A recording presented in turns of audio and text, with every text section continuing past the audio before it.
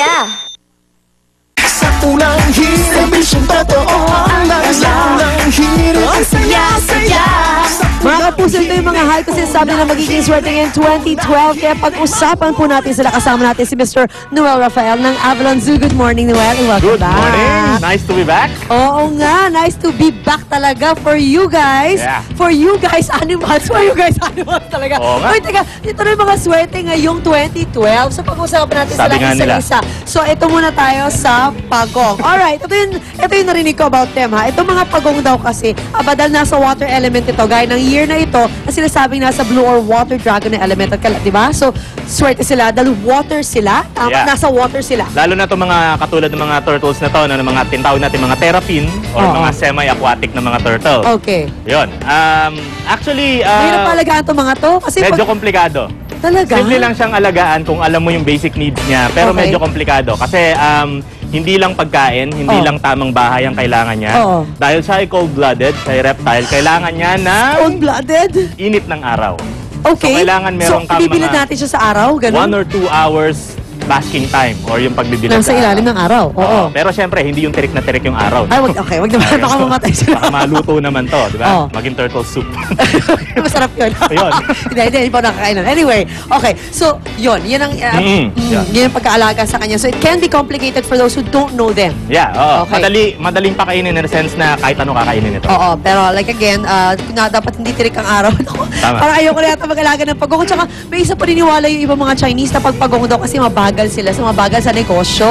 Dahil mabigat daw yung dalang. Oo, yung bahay. Dami So, ewan ko siguro yung mga iba, yung mga bata, siguro mag-i-enjoy sa pag-alaga ng mga pagong. Let's move on to the next one. Sabi nila, ang kalapati naman nasa fire form naman na sinasabing positive daw ang fire this Wow, year. fire. Parang phoenix, no? Anong klaseng kalapati meron ka? O phoenix, Okay, diba? we have From the Andes. 2 kinds of fancy pigeon here. Ito yung nakadapo is trumpeter pigeon. Aha. Ito naman fan-tailed pigeon. Okay. Okay, pero mga fancy pigeons in general, maraming breeds ng mga pigeons. Oo. Kinakain ng pigeons. Puro pagkain, ano? Pa rin. Birthday kasi Okay. ni Drew, eh. Anyway, yan. Madali lang alagaan ng pigeon. Bibigay mo lang ang kinakain nila, mostly mga cereals. Bibigyan talaga? mo sila ng mga konting fruits and vegetable matter. That's it, no? Yun lang ang pag-aalaga sa kanila. Tapos, tama yun, ano? Yung makikita natin madalas na alaga. Nasa open space sila, Yes. pero ng bahay, Oo. no? Oo. Ang hindi alam ng karamihan, pwede silang matame ng katulad nito.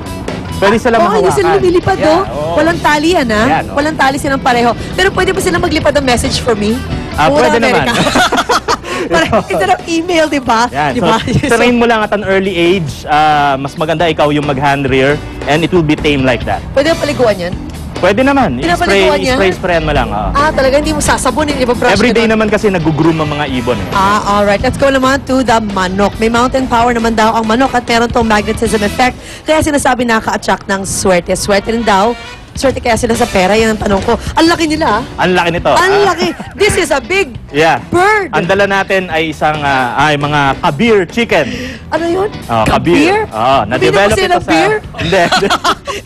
ibang klase spell ng beer, Yun. okay? Ang kabir chicken ay isang dual-purpose chicken na na-develop sa Israel. What? Dual-purpose Anong meaning purpose nila? malakas silang mangitlog and at the same time, mabilis silang lumaki at malaki talaga for Oo. meat purposes. Wait.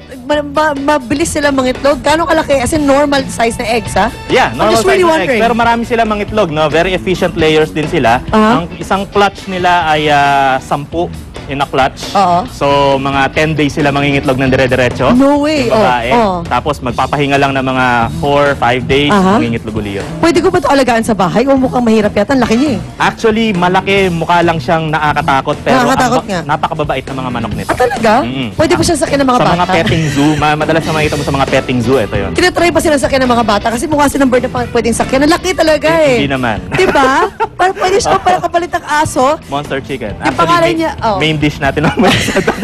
Sabi ko naman, lutuin natin yan eh. Yan si Kakita si Doodle. Kakadoodle. Yeah. Yan, Alright. Kakadoodle.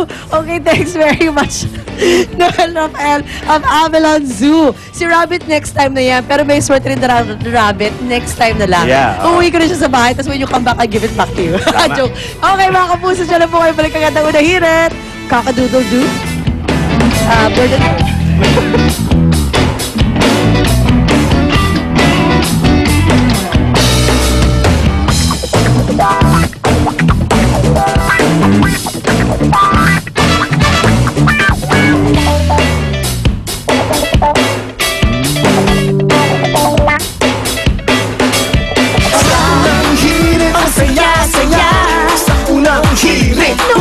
talaga ang anay with Total Termite Solution. Ang pinagsamang lakas ng Solignum at Soil Guard. Mag-Solignum para sa kahoy at gamitin